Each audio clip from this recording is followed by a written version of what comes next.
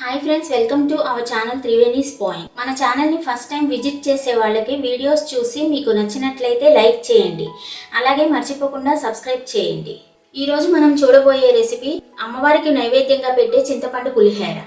దీనికి ముందుగా మనం ఒక 100 గ్రాముల చింతపండు తీసుకొని దానిలో నీళ్లు పోసి ఈ విధంగా పొంగు వచ్చిన తర్వాత మనం స్టవ్ ఆఫ్ చేసుకొని దీన్ని చల్లారనివ్వాలి. ఇది బాగా చల్లారిన తర్వాత దీన్ని మనం ఫిల్టర్లో వేసుకొని చింతపండు గుజ్జును పిండుకోవాలి.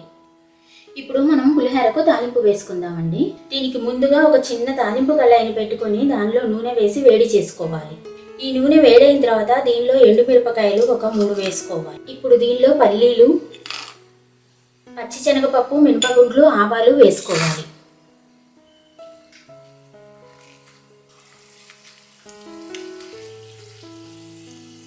ఇప్పుడు దీనిలో మనం జీడిపప్పు వేసుకోవాలి. అలాగే ఒక 4 పచ్చిమిరపకాయలను ఘాటు పెట్టి వేసుకోవాలి. దీనిలో 4 రెమ్మలు కరివేపాకు వేసుకోవాలి. ఇప్పుడు దీనిలో మనం కొంచెం నువ్వులు వేసుకోవాలి. అలాగే కొంచెం ఇంగువ వేసుకోవాలి. ఈ విధంగా తాలింపు వేగిన తర్వాత స్టవ్ ఆఫ్ చేసుకొని దీన్ని ఒక పక్కకు పెట్టుకోవాలి. ఇప్పుడు మనం ఒక ప్లేట్లో ఉడికించిన అన్నాన్ని తీసుకోవాలి. దీనిలో పసుపు కొంచెం, మన టేస్ట్కి సరిపడా సాల్ట్, దీనిలో మనం ముందుగా ప్రిపేర్ చేసి పెట్టుకున్న చింతపండు గుజ్జును మన టేస్ట్ని బట్టి వేసుకోవాలి. అలాగే ముందుగా మనం వేయించి పెట్టుకున్న తాలింపుని దీనిలో వేసుకోవాలి.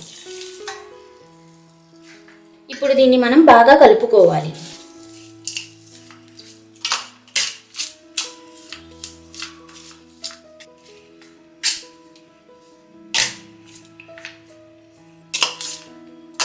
ఈ విధంగా మనం అన్ని మిక్స్ అయ్యేలాగా బాగా కలుపుకోవాలి. ఇప్పుడు దీన్ని మనం ఒక సర్వింగ్ బౌల్లో ట్రాన్స్ఫర్ చేసుకోవాలి.